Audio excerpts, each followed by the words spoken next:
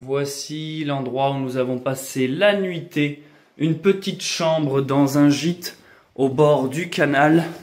C'est un grand gîte qui loue plusieurs chambres. Par chance, il n'y avait pas d'autres randonneurs, donc on avait la maison pour nous tout seuls. Quand je dis par chance, ça ne m'aurait pas dérangé qu'il y ait d'autres randonneurs, mais bien sûr c'est toujours mieux quand il n'y a pas d'autres randonneurs. Parce que du coup ça nous a fait une énorme baraque pour nous tout seuls et surtout pour un prix dérisoire. J'ai trouvé que c'était vraiment très accessible. Donc on part. Comme vous pouvez le voir aujourd'hui, la pluie est de retour. Alors on va pas se plaindre parce que ça fait un petit bout de temps qu'on l'avait pas eu. On avait plutôt eu une belle météo ces derniers jours. Les babines sont de nouveau équipées. Ce gîte était bien aussi parce que justement on avait un terrain juste derrière où vous entendez les moutons. Les babines étaient à l'abri en sécurité. Elles avaient de quoi boire et manger. Et donc, comme vous pouvez le voir, ce gîte est vraiment au bord d'une écluse, au bord du canal. Alors, ce n'est pas le canal Nantes-Brest, c'est le canal qui s'appelle Île. Attends, c'est écrit là-bas, j'ai vu. Donc, canal d'Île-Errance, voilà. Et en plus de ça, on a bien mangé parce que hier soir, le propriétaire de ce gîte m'a donné son vélo. Et du coup, j'ai été faire des courses au village, à Montreuil-sur-Île, justement. Donc, on a pu cuisiner et manger autre chose que nos plats infâmes de randonnée. Les amis, on n'est plus très loin du Mont-Saint-Michel. Avec Charlotte, on a calculé que si vraiment on était déterminé, on pouvait y aller ce soir, quoi. En une journée, une grosse journée, hein, si on est déterminé. Du coup, on va pas le faire. Pour y aller, je pense que ça va nous prendre encore 2-3 jours en fonction du nombre de kilomètres. Mais en plus de ça, on va se prendre un jour off. Ce soir ou demain, on va essayer de se prendre un jour où on n'avance plus. Parce qu'on sent qu'on est éclaté. 2-3 jours de pause afin de savourer notre arrivée comme il se doit. J'en ai rêvé cette nuit, j'ai rêvé qu'on arrivait au Mont-Saint-Michel et que ça nous prenait aux tripes en mode on avait les larmes aux yeux, j'en pleurais de joie. Parce qu'il faut bien comprendre que c'est pas juste on arrive c'est fini, c'est qu'un pèlerinage, quand c'est un truc que tu as en tête pendant des mois et des mois, quand tu l'atteins, ça fait quelque chose. Je me rappelle l'année dernière, pas l'année dernière mais il y a 2 ans quand on est arrivé à Rome, d'un coup tu as tout le film du voyage qui te repasse dans les yeux et tu te dis putain ça y est on l'a fait, c'est terminé. Il y a un truc du fardeau qui s'achève. Enfin, c'est un sentiment qui est très... qui est complexe à définir.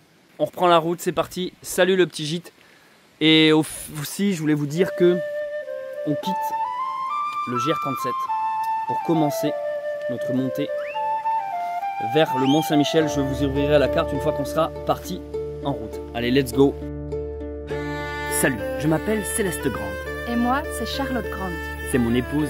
Nous nous sommes rencontrés lors d'une randonnée. Et on ne s'est plus jamais quittés.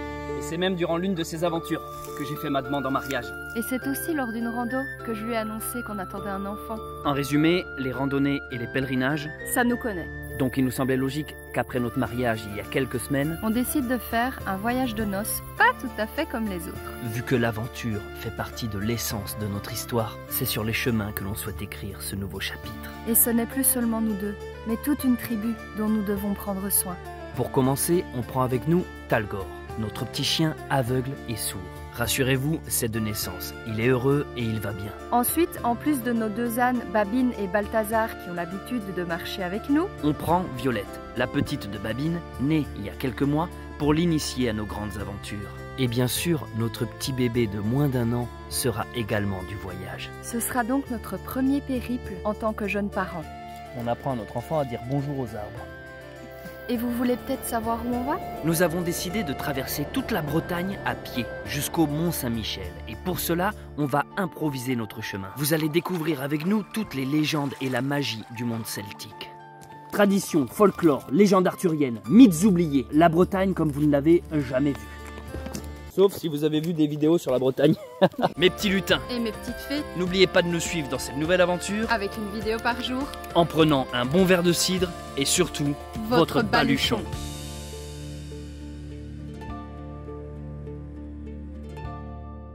Alors regardez, on quitte la cour Galais, c'est là où nous avons dormi. Donc la ville d'à côté, la commune, c'est Montreuil-sur-Île. Et alors, le GR37, le chemin de pèlerinage que l'on suit jusqu'au Mont-Saint-Michel, à la base, vous voyez, contourne Rennes par le nord, redescend sur un truc qui s'appelle Vitré, et ensuite remonte sur Fougères pour revenir là-haut, et ensuite faire un tout droit au Mont-Saint-Michel. Nous, avec Charlotte, on a décidé de quitter le GR37 ici, et de commencer notre montée dans les terres. Donc, réimproviser notre sentier comme on l'a fait en tout début de cette aventure pour venir se rattraper ici, s'enclencher là. Et d'ici, on fera donc un tout droit sur le GR37 jusqu'à notre destination coordinate. Donc je sais plus le nom exact des villes. Ah, et Bazouges-la-Pérouse, c'est ça.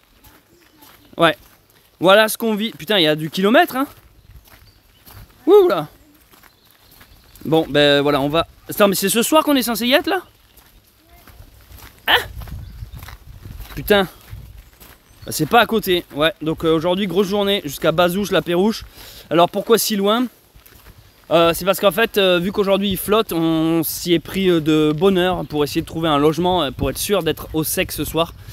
Et le seul logement qu'on a trouvé qui accepte les animaux et tout ci tout ça et machin bidule et qui est dispo aussi, parce que des fois il y a des trucs pas dispo qui sont fermés ou qui sont déjà complets ou tout. Bah, le seul truc qu'on a trouvé c'était un truc si loin. Voilà, donc pas le choix faut y aller. J'ai pas le temps, mon esprit faf la rage. Donc aujourd'hui ça va être une longue journée de marche sous la pluie. Et on a décidé donc de, comme je vous l'expliquais un peu plus tôt, de se prendre un jour de pause, peut-être même deux, parce que plusieurs choses. Déjà, moi en ce moment j'ai un tout petit peu de retard dans les vlogs, pas grand chose, hein, je vous rassure. Mais en gros, quand je vis la journée, avant de la publier sur les réseaux, il se passe quoi, 4-5 jours. J'ai pris un peu de retard, donc j'aimerais le diminuer. Et ça, pour le diminuer ce retard, rien de mieux que les jours off. Ensuite, avec Charlotte, on veut profiter de notre arrivée, c'est-à-dire savourer. On va arriver et voilà, être en forme, être conscient de tout ce qui nous entoure.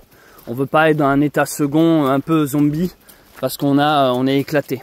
Ce qui est un peu le cas actuellement, pour plusieurs raisons. Hein. Ces derniers temps, on a fait de grosses journées de marche. Il n'y a que hier où on a refait une petite journée entre 11 et 12 bornes. Donc voilà, toutes ces petites raisons font qu'on a envie un peu de se prendre un jour off ou deux. Mais aussi c'est parce que lorsqu'on va arriver au Mont-Saint-Michel, on est toujours en train de chercher un lieu où arrêter, en fait, conclure. Bon, ça c'est plus les coulisses, hein, le lieu n'est pas trop important pour vous qu'on soit en camping, dans un gîte, chez des gens, chez des abonnés, dans un prieuré, machin, ça. C'est pas ça le nœud de l'histoire, ça c'est juste pour nous, pour la gestion, qu'on sache où aller. Du coup on est sur ces questionnements actuellement. Et donc c'est pour ça que par rapport à certains établissements qu'on a appelés, beaucoup étaient complets en début de semaine et tout. En gros ça se remplit les week-ends si vous voulez. Les week-ends il y a du monde et en semaine il y a un peu moins de gens. Donc on s'est dit on va laisser passer le week-end, donc nous en profiter pour souffler. Et comme ça quand on arrivera là-bas on sera courant semaine prochaine. Et on trouvera plus facilement des logements. Voilà, c'est tout. Et ben voilà, c'est tout. Allez, c'est parti, on avance et j'ai déjà un lacet d'effet. Petite mise à jour de cette journée de marche. On avance bien. Donc c'est plutôt de la route de campagne. Voilà, on n'est pas spécialement dans un chemin de terre. La pluie est de retour, ce qui fait très automne. Voilà, bébé s'est endormi derrière. La caravane suit bien. Voilà, pas plus à signaler. Moi je profite de cette longue ligne droite sans véhicule pour m'avancer sur les montages et répondre à quelques commentaires et messages qu'on m'envoie en privé. Donc on est en train de bien avancer. La journée est loin d'être terminée. On contourne un petit lac qui s'appelle le lac du Boulet, quelque chose comme ça, l'étang du Boulet il me semble. C'est bien ça, un étang de Boulet. On vient de croiser un abonné en fait qui vit ici à l'année, dans un petit bungalow. Alors il nous a proposé de rester chez lui et tout, ce qui est super sympa. Mais en fait on cherche à avancer car on a déjà réservé une petite maison, enfin un gîte pour ce soir. Donc, malheureusement on ne pouvait pas s'y arrêter, mais c'est super sympa à lui, il s'appelait Francis, merci à toi. Donc nous on continue notre grimpette, on monte bien. Marcy et Raoul, je sais plus trop où on va, nous je crois qu'on va là-haut. Ah oui, Bazouges-la-Pérouse. Ah ben je vois que j'avais une étoile d'un abonné là-haut, tiens. Ouais, à Bazouges. Et vu qu'on est en train de marcher en direction du Mont-Saint-Michel et que surtout nous allons bientôt y arriver. Oh là là, ça fait très automne là en face. Ça fait très automnal. j'avais envie de parler avec vous un peu de l'archange Saint-Michel. Il me semble être un sujet intéressant. En effet, lorsque j'avais été sur Saint-Jacques-de-Compostelle, je me rappelle qu'une des dernières vidéos avant mon arrivée à Santiago, ça avait été un peu de vous raconter l'histoire de Saint-Jacques, justement. Parce que c'est qui en fait? C'est des grands noms qu'on dit comme ça, mais à un moment donné, c'est qui? Et donc je me suis dit qu'aujourd'hui, j'avais un peu envie de me concentrer avec vous sur l'archange Saint-Michel. Alors dans les grandes lignes, l'archange, c'est un archange. C'est-à-dire que c'est un ange, mais avec d'autres fonctions. Un peu dans une hiérarchie, si vous voulez, il y aurait Dieu tout en haut, puis les archanges juste après, et puis les anges en dessous. C'est un peu des super anges. Ils ont de plus grandes responsabilités, ils ont de plus grands pouvoirs. Donc, en archange, de connu, il y a l'archange Gabriel, le messager, celui qui vient annoncer à Marie qu'elle est enceinte. Il y a l'archange Saint-Michel, qui est donc le protecteur, celui qui nous intéresse, le protecteur, le défenseur du bien, qui combat le mal. Il y a l'archange Uriel aussi. Il y a l'archange Raphaël, le guérisseur. Et en fait, tous ces archanges-là sont donc aux ordres de Dieu, au service de Dieu. Parmi ces anges, parmi même ces archanges, il y a donc Lucifer, qui s'appelle le porteur de lumière. Ça veut dire ça, le porteur de lumière, ou je crois la lumière du matin, quelque chose comme ça. C'est un archange qui a énormément de pouvoir et qui a beaucoup d'ego, il a beaucoup de fierté. Et en fait, un jour, cet archange nommé Lucifer défie Dieu, en fait. Lui dit, écoute, c'est bon, ça me saoule là, on n'a pas toujours besoin de toi. Moi aussi, je peux faire des trucs, je suis quand même le porteur de lumière, je suis pas rien, quoi. Et en fait, il se rebelle contre Dieu. Et avec lui, il embarque d'autres anges. En fait, il monte une armée. Donc en gros, Lucifer arrive à convaincre des anges de se rebeller contre Dieu. Donc là, tout ça, ça crée ce qu'on appelle une bataille céleste. C'est un peu une grande bataille, un fourre-tout. Si vous voulez vous aider à concevoir les images, pensez au début du film Le Seigneur des Anneaux. C'est exactement pareil. Tolkien s'est inspiré de ces grandes histoires. Le film commence par une énorme bataille qui fout le bordel, en fait. Avec Sauron, qui est un peu celui qui... Tu vois, c'est un elfe, hein, c'est un elfe déchu, Sauron. C'est un elfe, c'est un Valar, exactement. Le Valar, c'est le peuple. C'était des demi-dieux, c'était des archanges, en fait. Mais lui, là, il est passé du côté obscur, donc c'est devenu Sauron, ça. Sauron qu'on connaît, qui a fabriqué après les anneaux. Et ben Lucifer, c'est exactement le même délire. Lucifer, il a monté son armée, il s'est dit on va se rebeller les mecs. Puis là, t'as Dieu qui a fait pas d'accord. Donc l'archange Saint-Michel, l'archange Michel, qui était un peu le chef des armées des célestes, justement, le chef des anges, il s'est dit bon allez, on va mener la bataille, puis on va affronter le mal qui est en train de se pointer devant nous.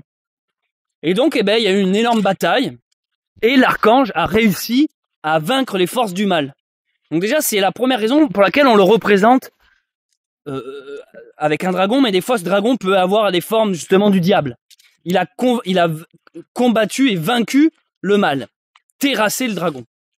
Donc Lucifer chute, il est banni, et il devient Satan. Lucifer ou Satan, c'est la même personne. C'est juste que Lucifer, c'est le nom qu'on lui donnait quand il était encore du côté gentil, le porteur de lumière. Et Satan, c'est plus un mot générique pour dire l'adversaire. Satan, ça vient de l'hébreu, ça veut dire celui qui s'oppose, l'adversaire. Et en fait, ce que j'aime bien avec cette définition de Satan, c'est que tu te rends compte que le mal, il est partout. C'est le jour où quelqu'un te fait de la trahison, ou va te mentir. Vous voyez ce que je veux dire? C'est ça ce qu'on appelle le Satan.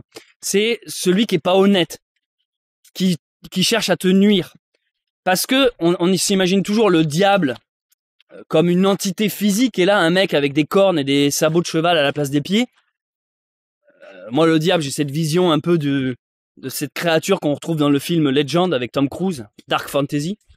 Mais là c'est le diable qui est personnifié, c'est quand il y a quelqu'un qui représente l'entité diable. Mais en fait, Satan, c'est un peu tout ce qui vient s'opposer à nous. J'en avais déjà parlé dans une précédente vidéo. C'est un peu tout ce qui vient être considéré comme notre adversaire. Je viens filmer en face un peu parce que c'est trop joli ce petit chemin avec les feuilles qui tombent et les pétales jaunes là.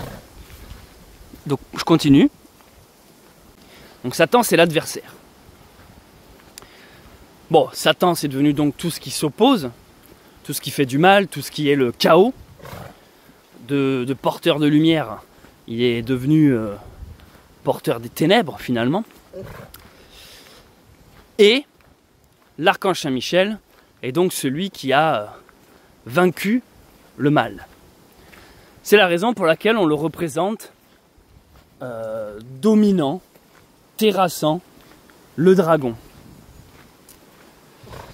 Dans la tradition chrétienne, il est donc appelé pour vaincre les forces du mal, lorsqu'on passe une sale période, qu'on a besoin que la lumière prenne le dessus, et lorsque on a besoin de protection. Vous pouvez faire appel à l'archange Saint-Michel. Voilà, dans cette courte intervention, je voulais un peu vous parler de cet archange, de ses faits, de son histoire. C'est aussi la raison pour laquelle on le représente souvent sur un point, pas souvent, tout le temps, sur un point culminant. Souvenez-vous, dans cette aventure, à chaque fois qu'on a atteint un endroit qui s'appelait le Mont Saint-Michel ou Saint-Michel, une chapelle qui était dédiée à Saint-Michel, c'est toujours des points élevés, des points en hauteur. Et vous remarquerez, à chaque fois que vous irez quelque part et qu'il y a quelque chose qui porte le nom de Saint-Michel, c'est toujours en hauteur. En fait, on le met toujours dans un point dominant, lumineux, comme pour faire le pont entre la terre et le ciel, mais surtout comme pour représenter le fait qu'il soit en hauteur et qu'il protège ce qu'il y a en dessous. Voilà. Vous savez tout maintenant sur l'archange Saint-Michel, que nous allons donc rencontrer au fameux Mont Saint-Michel. Il y a plein d'érons, il y a des cygnes, il y a une aigrette aussi. Et ici, tu as vu, il est beau cet étang. Il y a l'air d'avoir du vent sur l'autre rive en face. C'est trop marrant.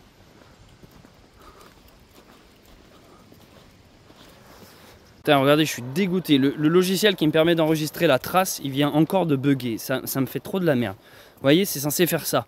En début de journée, ça enregistre tout là, le moindre pas. Et puis en fait, quand il bug, il te fait un putain de tout droit. Voilà, donc là, il vient de s'activer en me mettant là où on est actuellement. Là, c'est vraiment l'endroit où je suis. Et si vous voulez, il m'a pas du tout pris le chemin qu'on a pris, quoi. Donc il te fait juste un tout droit. Donc là, en fait, il y a tous les calculs qui sont erronés.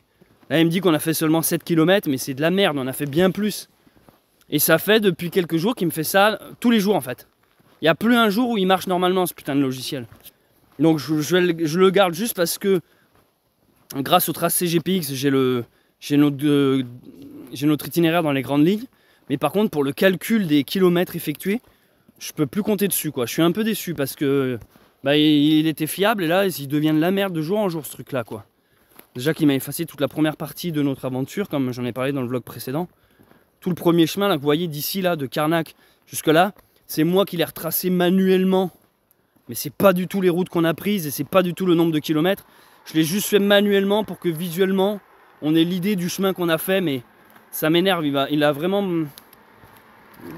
bâclé. Je me fais chier pour rien en fait depuis. Bon bref, logiciel de merde qui sera supprimé dès la fin de cette aventure. Au début de ce voyage, je me souviens quand on venait de commencer, on croisait des gens qui nous disaient « Vous allez jusqu'où » On leur répondait jusqu'au Mont Saint-Michel. « Et vous êtes partis d'où » Et quand on disait bah, « Là, de Carnac », ils étaient comme un peu déçus vu que c'était pas très loin. Ils se disaient « Ah, ok, donc c'est pas impressionnant en fait. » Mais ce qu'ils ignoraient, c'est toute l'aventure qu'on avait devant nous.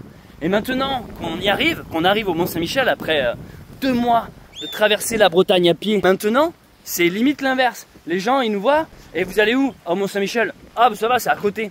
En fait, qu'importe d'où tu pars et où tu vas, en fait, les gens, en fonction de l'endroit où ils te regardent, ils sont comme pas impressionnés, en fait. Ils se disent, ah, au point de départ, ça va, c'était juste à côté, vous marchez seulement depuis quelques jours. Et là, quand on arrive au point d'arrivée, c'est, ah, mais ça va, vous êtes plus très loin. Oui, oui, mon petit père, mais ça fait 2 mois qu'on en chie. 2 mois que se chope une météo douteuse. Non, ça, j'avoue, j'exagère. Ces derniers jours, on a eu un peu de beau temps. Mais là, aujourd'hui, on est de nouveau sous la flotte. Il y a quelque chose un peu d'extraterrestre dans ce genre de construction éolienne là. On les entend d'ici, hein. Ça fait un bruit, ça fait...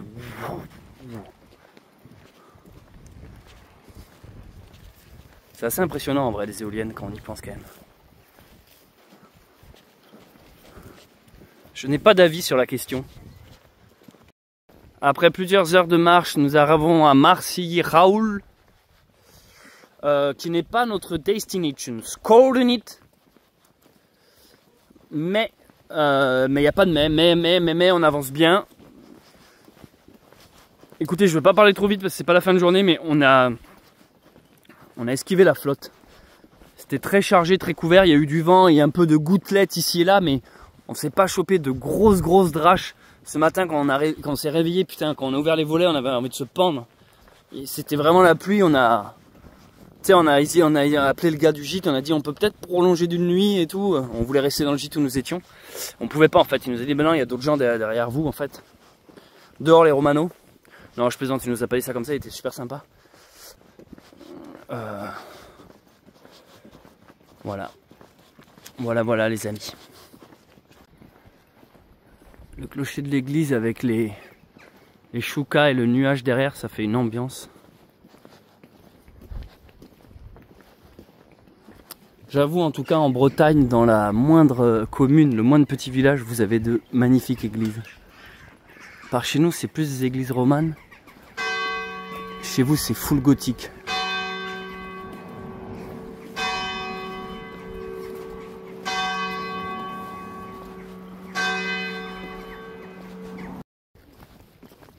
Il est, les chers amis, 20h.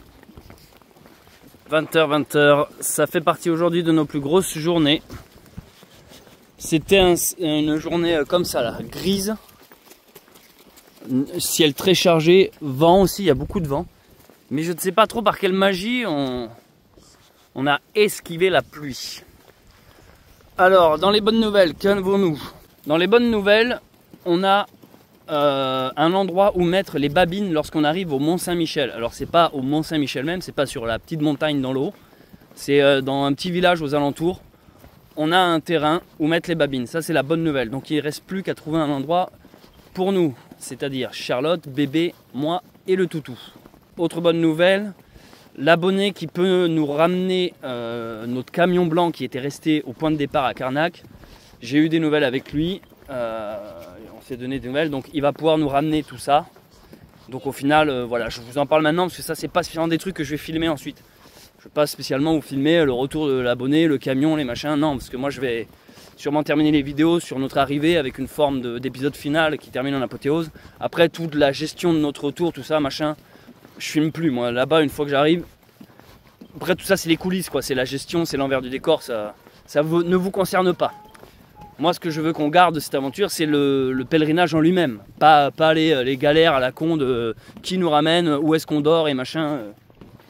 Donc c'est pour ça que je vous en parle maintenant, c'est parce que c'est pour m'éviter après les questions à la con de comment vous faites pour rentrer chez vous et machin et qu'est-ce qui se passe. Voilà, pour ça, je voulais vous en parler viteuf.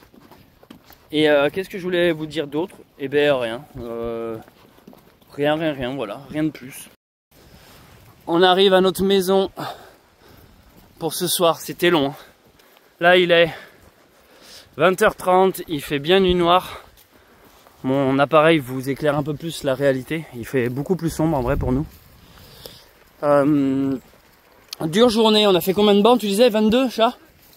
22 km. Et sans s'arrêter, ouais, on a fait d'une traite. Ça, on a juste fait une pause au moment pour boire une bouteille d'eau, quoi, c'est tout.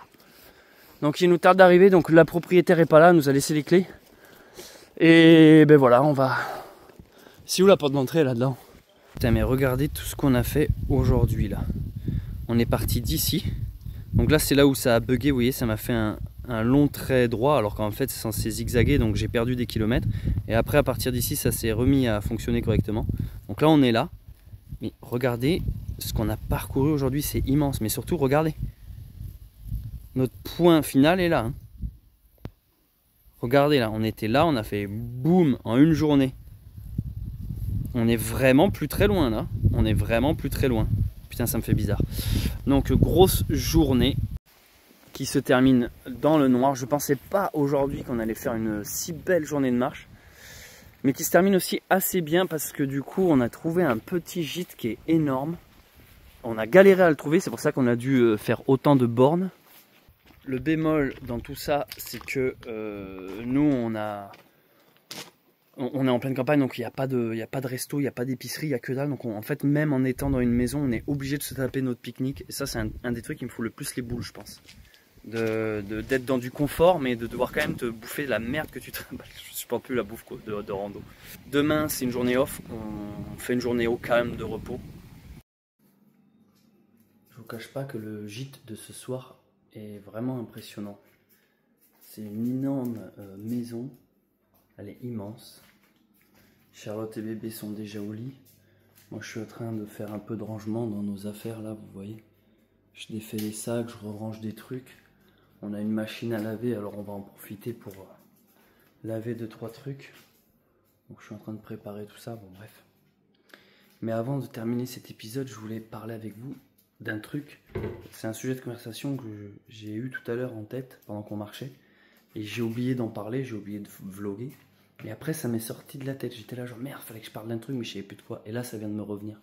Alors je le fais maintenant parce qu'en fait, c'est un peu comme ça que je fais mes vlogs. Moi j'ai une idée que je pense que je développe. Après je dis, il faudra que j'en parle demain dans la vidéo. Et bon, c'est rare, mais des fois ça m'échappe. Et après ça me fait comme un truc de merde, je devais parler d'un truc, mais je sais plus ce que c'était et tout. Mais là ça m'est revenu. Alors je m'installe et je vous en parle. On approche petit à petit de la fin de notre voyage.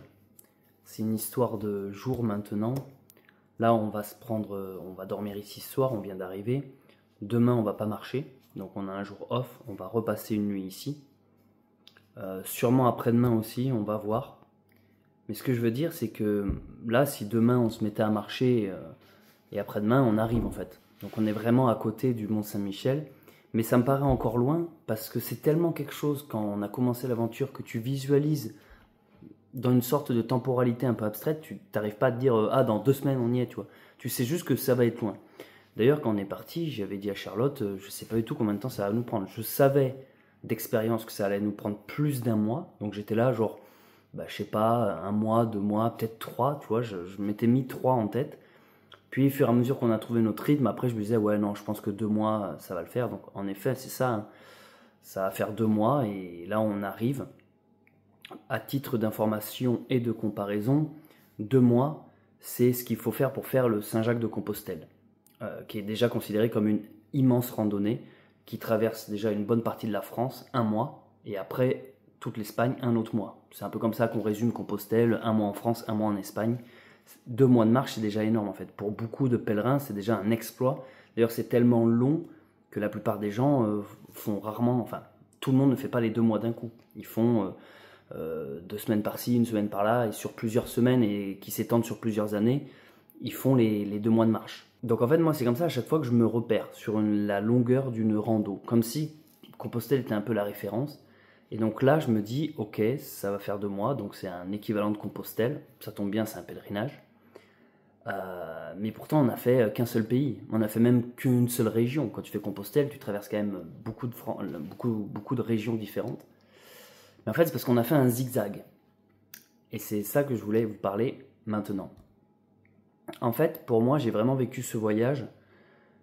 Enfin, ce qui m'a fait penser d'abord à ce sujet de conversation, c'est un commentaire de quelqu'un qui m'a dit « Ah Céleste, j'ai vu dans ton vlog, tu précises que tu ne vas pas faire la petite boucle qui descend, qui passe dessus Rennes, qui descend vers Vitré, Fougères et qui remonte ensuite sur le Mont Saint-Michel. En fait, on coupe directement. Je vais vous montrer la carte, vous allez comprendre. En fait, voyez-vous, si nous étions restés sur le GR37, en effet, il y a cette boucle qu'on appelle ici, là, qui descend et qui remonte ensuite.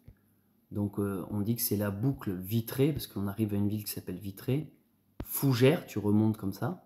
Je sais qu'il y a un très beau château ici que j'aurais adoré voir. Et ensuite, Mont-Saint-Michel. Or, nous, on s'est esquivé cette boucle. Et c'est vrai que pendant un moment, je me suis demandé, tiens, pourquoi je veux esquiver cette boucle, en fait. Bon, déjà, je vous le dis, c'est parce qu'on est sur la fin de notre aventure, et en fait, l'énergie commence à diminuer, puis même, là, on commence à rentrer en automne profond, il fait nuit tôt, les températures chutent, il pleut souvent, on a notre dose de... Il n'y a pas besoin de faire de la fioriture, là. On a quand même eu notre dose d'escapade, surtout en ce début d'aventure, regardez, là. Vous voyez ?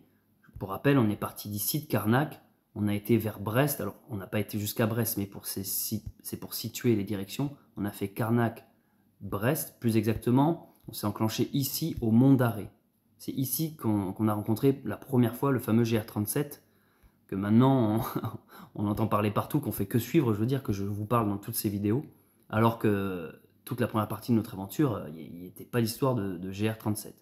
On suivait quelquefois, il me semble que c'était un GR qui s'appelait le GR39, avec des bouts du canal Nantes-Brest, mais on a quand même pas mal improvisé la première partie. Et puis la seconde partie, enfin, on s'est enclenché sur le chemin. Et puis comme vous voyez, on est là, on arrive bientôt. Et alors pourquoi je vous parle de tout ça? C'est parce que, en fait, regardez, pour moi, il y a eu vraiment deux parties dans ce pèlerinage. Partie 1, notre improvisation qui partait vers Brest. Partie 2, quand on s'enclenche enfin sur le GR.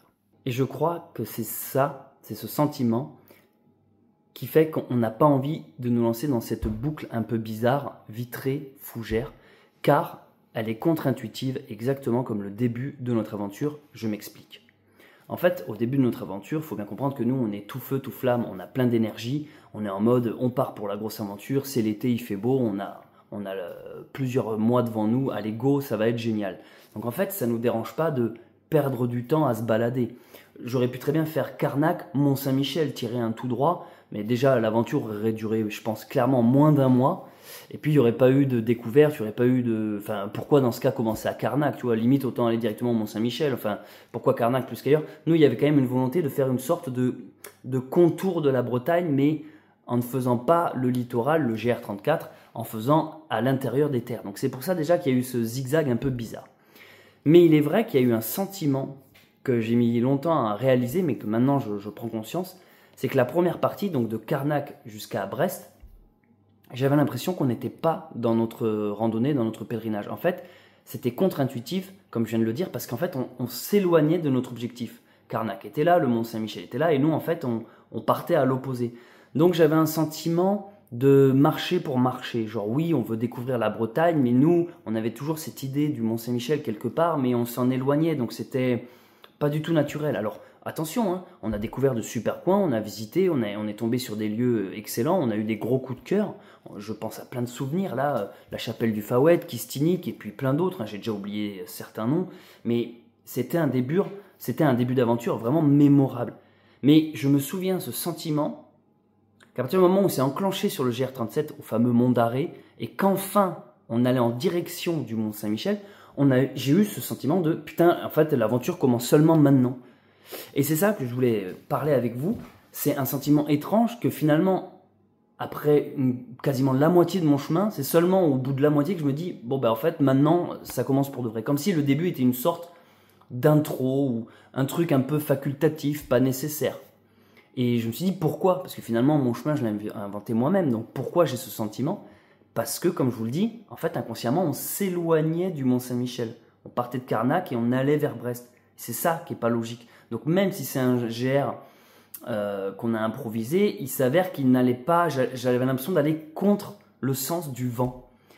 Et je l'ai même ressenti dans ce qui nous arrivait. J'ai l'impression qu'on avait un peu plus de galère, on avait le bas de Balthazar qui tombait, on galérait même, je sais pas, à plus trouver des coins de bivouac. On avait un truc où on faisait moins de kilomètres par jour. On avait un truc un peu contre-intuitif, comme j'aime le dire. Et en fait, cette boucle-là, que je vous parle, qu'on ne fait pas finalement, me redonne ce sentiment. J'ai l'impression que si là, on décidait d'aller faire cette boucle, donc descendre sur Vitré et remonter sur Fougères, on serait encore à contre-courant. Ça serait un truc genre, bon, ben, le Mont-Saint-Michel est là, mais nous, on va là-bas. Et ça serait encore une sorte d'habillage non nécessaire. Je crois qu'on a envie de terminer, hein, mais on a eu notre dose d'aventure, de découverte, on a eu notre dose aussi de Bretagne. Et pour le coup, là, si je vais faire ce truc Vitré-Fougères, ça serait purement pour combler. Ça serait vraiment juste pour ah vas-y, ça me fera des vidéos en plus. Mais on s'éloigne clairement du délire du pèlerinage et ça me plaît pas en fait. J'ai plus envie. Pour moi, on a eu ça en début d'aventure, on était tout feu tout flamme.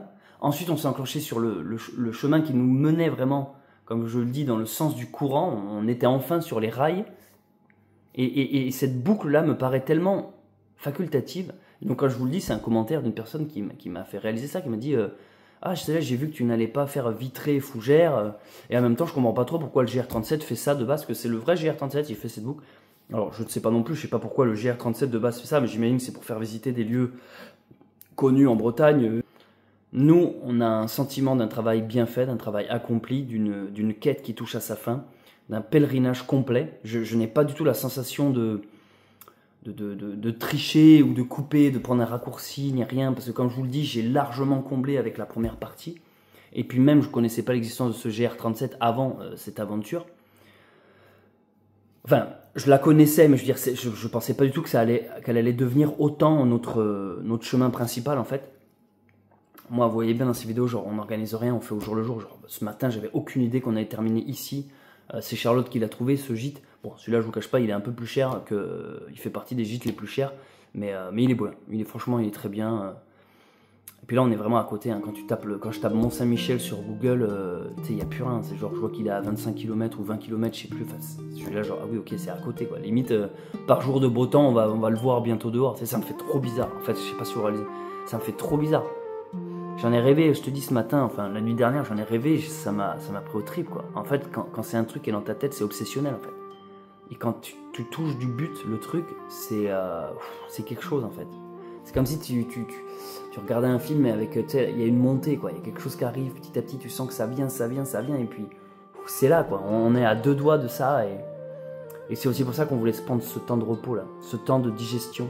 Quand on est arrivé à Rome, on avait fait exactement pareil avec Charlotte. On était arrivé à Rome, mais en fait on aurait pu arriver de nuit à Rome, donc terminer notre aventure de nuit, mais on avait décidé de s'arrêter juste avant la ville de Rome, donc on avait passé une dernière nuit dans le sauvage, tout ça on le voit dans mes vidéos, c'est l'avant-dernier épisode des pionniers, on nous voit vraiment arriver dans les bois, remonter le camp, et limite on voit les lumières de Rome là à 3 km, quoi. Et c'était un sentiment bizarre, mais on avait besoin de ce sas de décompression avant de se dire ok, demain on y va et ça y est, on termine notre aventure. C'est comme ça. Bon, alors là, je ne suis pas en train de dire que demain on termine, hein, mais on est quand même à 2 doigts, on est clairement maintenant sur la fin. Mais bon, voilà. Je voulais donc juste parler avec vous de ce sentiment de la première partie. Mais en plus, je dis première partie, seconde partie, comme si les deux parties étaient égales. Pas du tout. La première partie est beaucoup moins longue que la seconde partie qui traverse toute la Bretagne. Mais elle m'a semblé, étonnamment, elle m'a semblé beaucoup plus difficile. Quand je me remémore la première partie, c'était chaotique. On n'avait pas nos repères, on savait pas où on allait, on savait pas dans quoi on se lançait, même la gestion, la création de la carte et tout, enfin du chemin, était beaucoup plus difficile, on avançait moins par jour, on n'avait pas encore nos repères avec les 3 ânes, le bébé, le chien, nous, la fatigue, machin, la gestion des courses, le bas, comme je le disais, qui n'arrêtait pas de tomber, enfin, il y avait tellement plus à gérer, qu'après on a vraiment pris notre rythme, donc elles ne se valent pas en termes de distance, mais en tout cas en termes de ressenti, si elles se valent clairement. Donc dans cette première partie, il y avait ce sentiment d'aller contre le vent et surtout à contresens et surtout m'éloigner de mon but. Et ensuite, sur cette seconde partie, enfin, on est dans la bonne direction. Et c'est un sentiment que j'avais encore jamais éprouvé sur un pèlerinage. C'est pour ça que je vous en parle. C'est-à-dire que là, de tête, j'ai pas un pèlerinage où j'avais l'impression de ne pas aller vers mon but. Je veux dire, quand on est parti de Conques pour aller à Rome, on allait vers Rome en fait. Quand sur Compostelle, tu pars du Puy-en-Velay, tu vas à Saint-Jacques, tu vas à Saint-Jacques. C'est comme si vous voulez, tu t'es là, Saint-Jacques est là et que tu décides d'abord de monter à Paris, puis ensuite, tu vois ce que je veux dire, c'est contre-intuitif. Et ce sentiment-là, c'est la première fois que je l'ai éprouvé sur une randonnée. Et c'est vrai que c'est ce qui fait aussi que ça ne me mettait pas en début dans une démarche de pèlerinage, ça me mettait plus dans une démarche de on visite, on est plus dans un truc touristique, un peu folklorique avec les ânes et tout, on fait des vidéos sur YouTube, c'est drôle. Mais je sais pas, il y avait moins ce truc un peu finalement spirituel qui est arrivé sur la deuxième partie, je trouve, à partir du moment où on est rentré sur les monts d'Arrée et précisément sur le mont Saint-Michel de Brasparts. Donc bref, voilà, j'avais envie de mettre au point tout ça et c'est aussi ce qui explique, je me répète, hein, mais je suis fatigué, que la raison pour laquelle on ne veut pas du tout faire cette boucle, elle nous attire pas du tout et elle nous semble tellement pas logique en fait.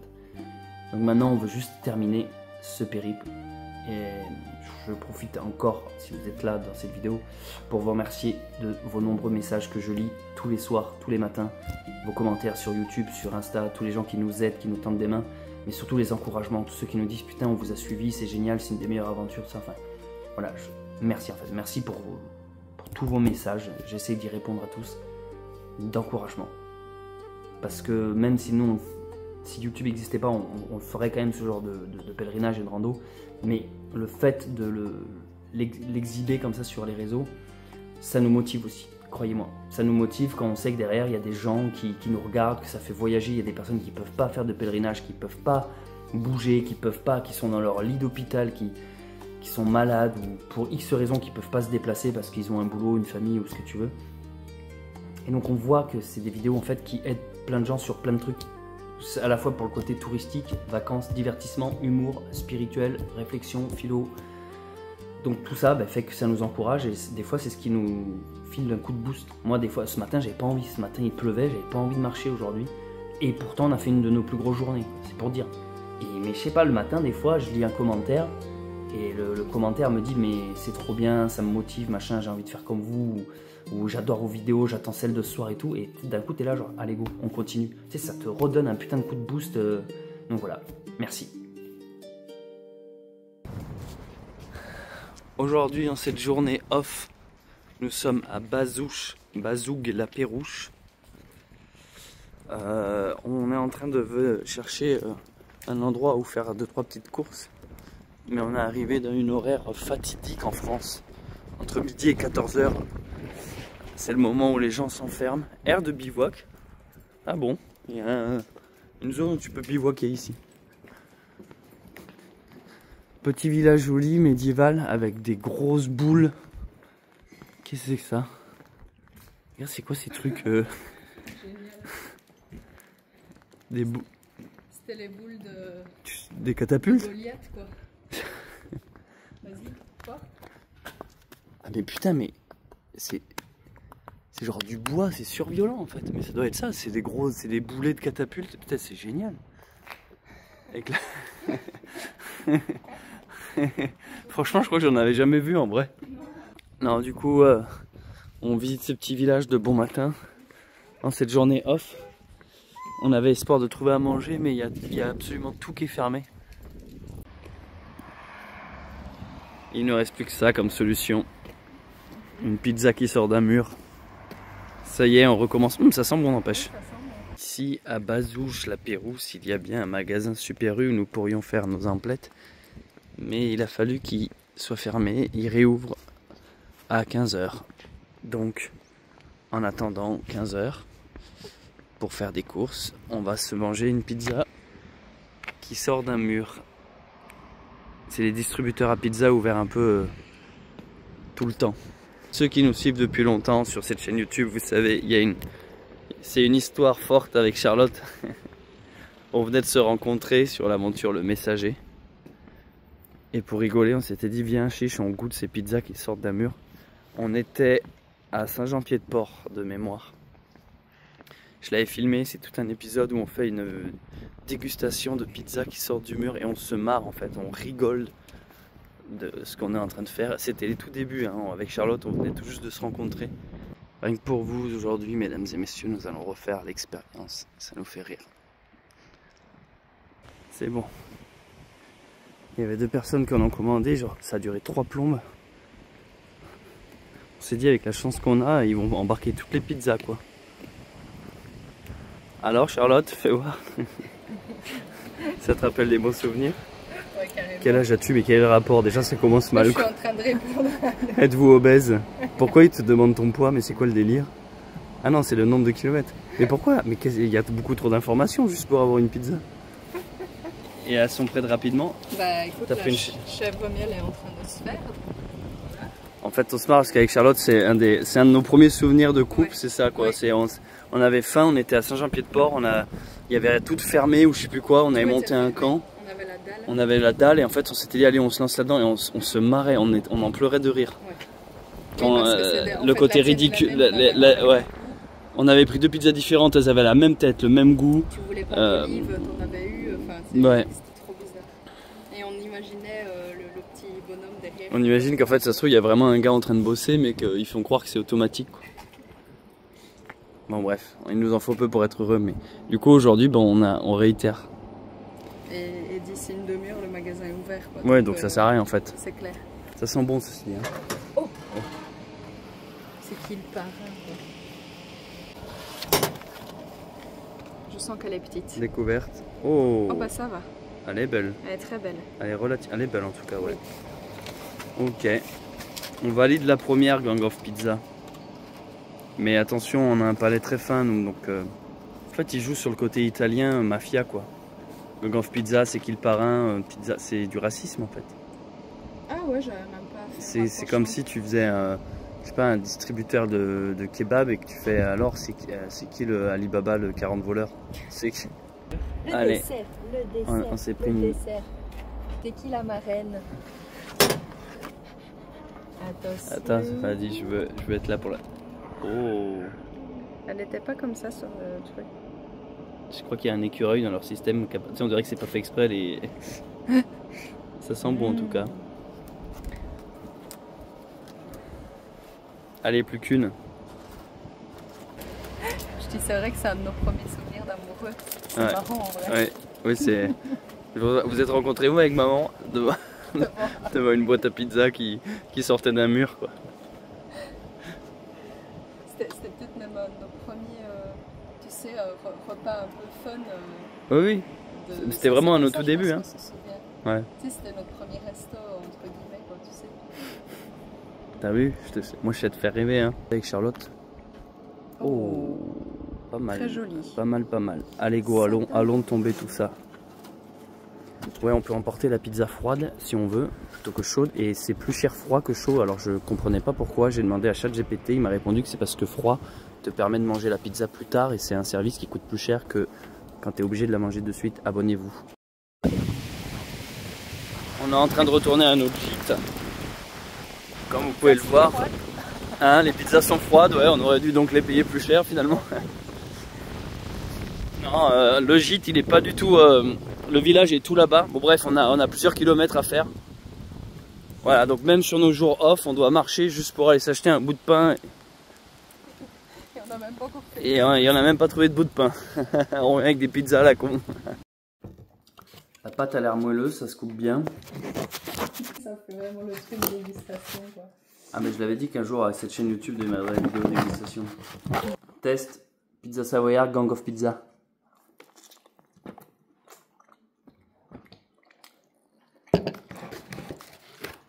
Verdict. C'est validé. C'est bon.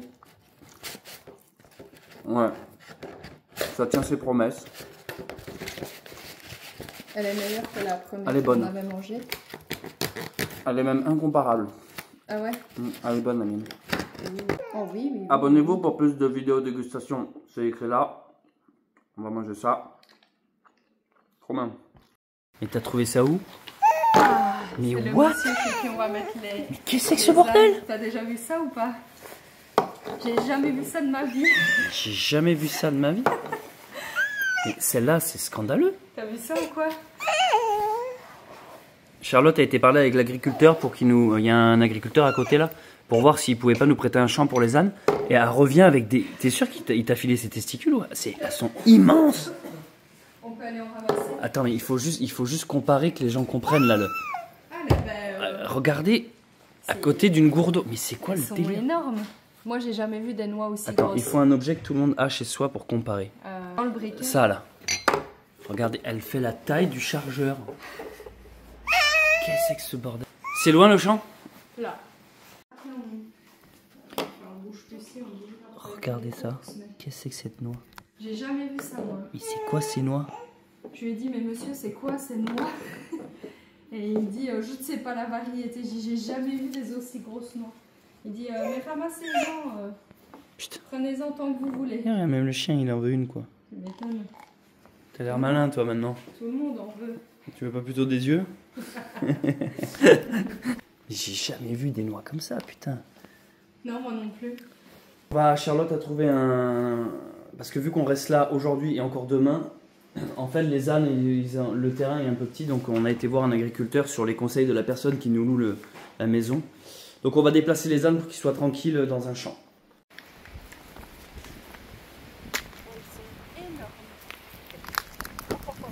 Putain mais ce noyer il fait des... J'en ai rarement vu des si gros. C'est un noyer que mon père m'avait donné. Il était broqué haut comme ça. Oh là là là là là là. Il faudrait qu'on prenne, qu'on en plante. Il faudrait qu'on plante ça chez nous pour en avoir un. Ah ben si vous avez un terrain. Nous c'est plutôt des châtaigniers qui poussent bien. Des noyers on en a pas trop. Putain mais elles sont Vous énormes. mettez des noix comme ça dans la terre. Ouais. Dans des pots, dans des... Attends mais... Faut surtout que je vois comment elles sont constituées. Ah putain, mais elles sont immenses. Ah bah oui, elles sont énormes. Là, tout le monde nous le dit. Bah c'est pas censé être si gros une noix, enfin. Il n'y a qu'un seul inconvénient, je vais te dire, c'est qu'on a du mal à les sécher. Ah ouais. Parce que là, Elles sont tellement grosses que... Ah ouais. alors, comme on n'a pas le soleil, Ah bon, vous avez pas le soleil? si, mais c'est au mois d'octobre. Là. T'as vu les belles noix que t'as? Même si vous voulez, on peut vous payer le café maintenant. Parce qu'il y en a 10. Regardez, là c'est des noix normales qu'on a tous chez nous, que taille des noix classiques. Maintenant regardez celles qu'on... Regardez celles... On dirait qu'elles sont fausses. Oh là là, c'est impressionnant. Regardez tout ce qu'on a ramassé en 1 minute, tellement qu'elles sont grosses en fait. Du coup on a le gîte là, la maison que vous voyez tout droit. Et le champ des babines est juste ici. Elles sont déjà au fond là-bas en train d'aller bouffer je sais pas quoi. Et le monsieur nous a donné aussi des pommes. Mais regardez-moi cette pomme. Mais c'est quoi cette pomme? C'est radioactif ici en fait. Il se fait tard. On vient voir un peu les babines. On a sympathisé avec l'agriculteur qui vit juste là. Et il nous a filé un champ pour les babines pendant notre jour de pause. Donc on se pose aujourd'hui. On se pose encore demain. Donc ça leur fait une belle pause et un grand terrain. Charlotte a rencontré un abonné qui habite vraiment juste dans le village à côté. C'est ça? Il s'appelait comment, tu sais?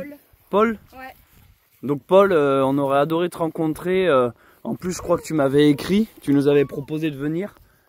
Désolé du coup. L'information a dû être oubliée parmi les nombreux messages. Mais en tout cas, merci de ta proposition. Tu as ton youtubeur préféré qui dort à quelques mètres de toi. Donc merci encore pour votre aide et votre gentillesse. Nous aujourd'hui on a esquivé la flotte, ce qui est pas plus mal parce qu'il a fait que pleuvoir. Mais j'ai pu avancer sur le montage des vidéos. Comme ça je libère la carte mémoire avant d'entamer notre dernière ligne droite sur le Mont Saint-Michel. Parce que je crois que la prochaine fois qu'on reprend la route, on est vraiment plus très loin. Allez, journée off terminée. À demain les bros. Aujourd'hui, c'est aussi une journée off. On est dans le petit gîte derrière. Alors pourquoi on prend encore un jour off alors qu'on est à 2 doigts de finir? Comme je l'avais expliqué, on veut vraiment être en forme pour profiter de notre arrivée. Et moi, j'en profite pour faire du montage et m'avancer sur les vidéos.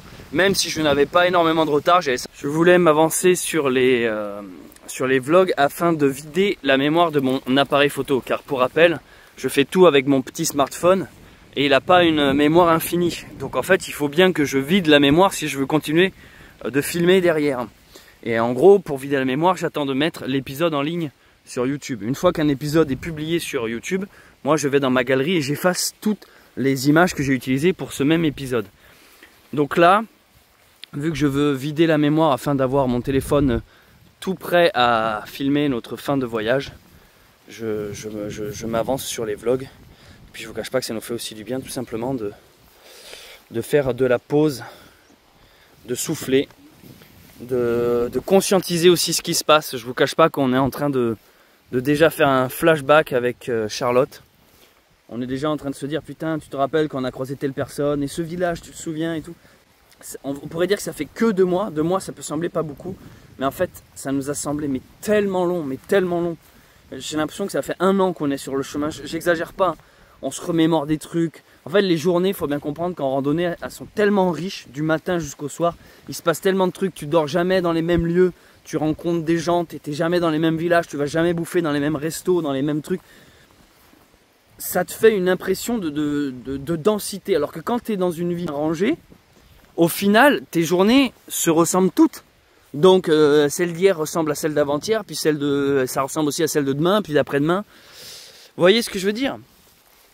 Et du coup, ce sentiment fait que le temps te semble différent, étiré, il passe pas pareil. Que là, quand tu es en nomade, putain, les journées sont riches, elles sont tellement riches. Un coup t'es près d'un lac, un coup t'es dans une forêt, un coup t'es dans des champs, un coup t'es en ville. Un coup tu marches la nuit sur la route, un coup tu t'arrêtes plus tôt, un coup tu es fatigué, un coup tu es en forme, un coup il fait chaud, un coup il fait froid, un coup il pleut. C'est vraiment... Ouais, je vous dis, on est déjà en train de se dire, tu t'en souviens? Enfin, pour vous donner un exemple, je fais le montage de l'épisode. Là, j'en suis au moment où on arrive chez les petites sœurs qui nous ont accueillis. Donc je monte le vlog où on arrive. J'avais déjà oublié. J'étais là, putain, mais oui, c'est vrai, on a été dormir chez les sœurs. C'était il y a 3 jours. 3 ou 4 jours. Et je regarde Charlotte et je lui dis, putain, mais tu t'en souviens, il y a les sœurs. Puis après, j'étais là, mais attends, on a dormi où avant chez les sœurs? Et après, je lui dis, mais attends, on a dormi où après chez les sœurs? Et on était là à se dire, attends, mais qu'est-ce qu'on a fait? On était là, machin, on a dormi dans tel bled. Non, ça c'était il y a 3 jours avant. Ah oui, mais alors attends, c'était quand on a dormi près du canal, non, dans la maison? Non, non plus. Et on n'arrivait plus à se souvenir.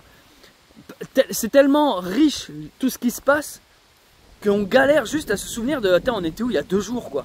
C'est pour vous dire, alors, c'est pas qu'on fait pas d'efforts ou que ça nous impacte pas, ou je sais pas, au contraire.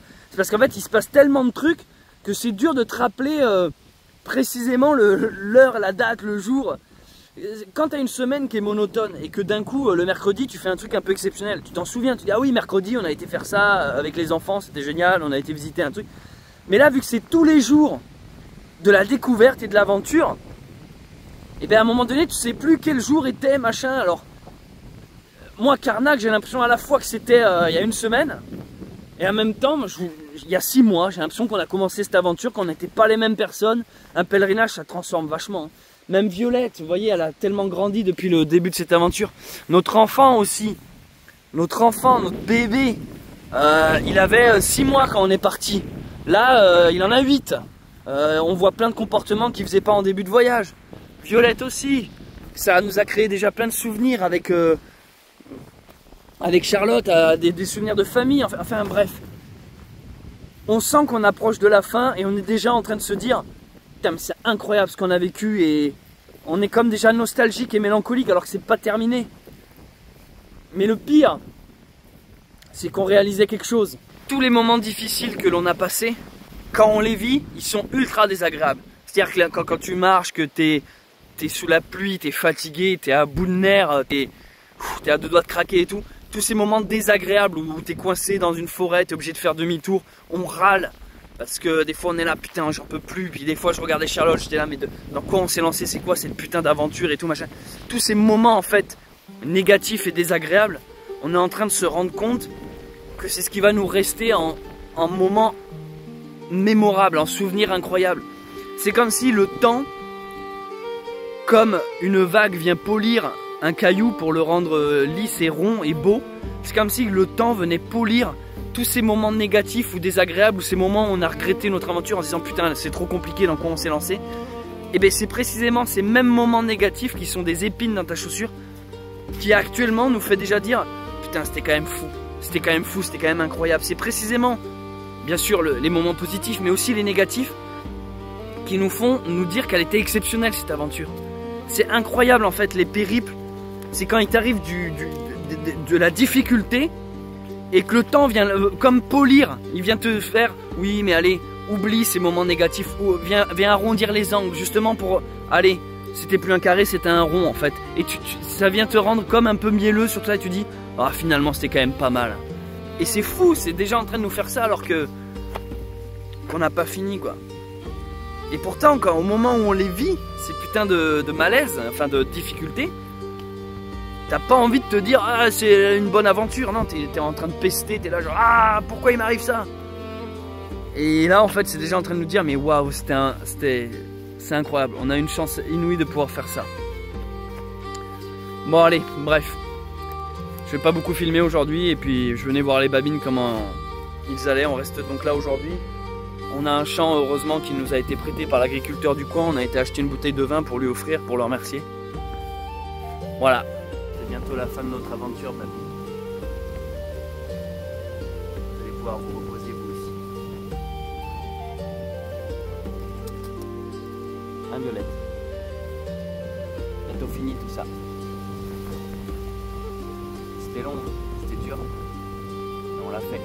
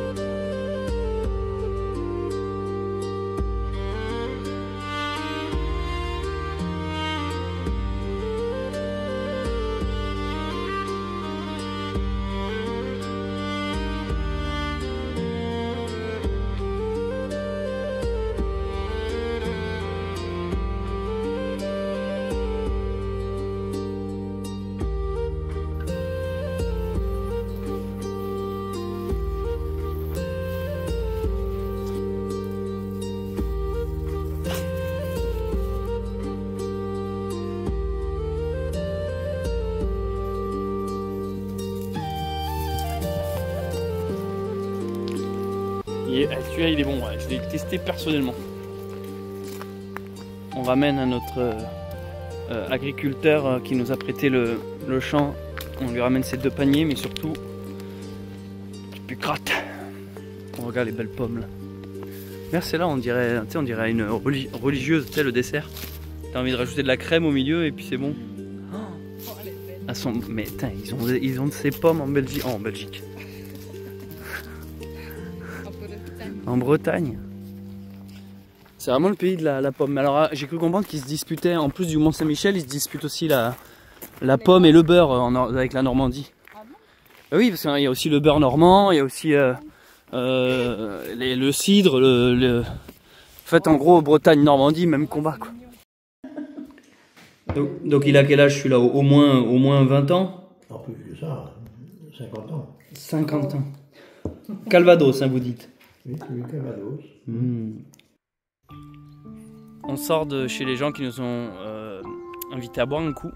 Ils m'ont fait goûter un bon Calvados qui a 50 ans, c'est ça qu'il a dit? C'est clair. On prend la route demain, ils nous ont dit que on risquait de voir déjà le Mont-Saint-Michel demain. Déjà dans la forêt apparemment. Ouais, enfin en fait on va le voir au fur et à mesure se découvrir.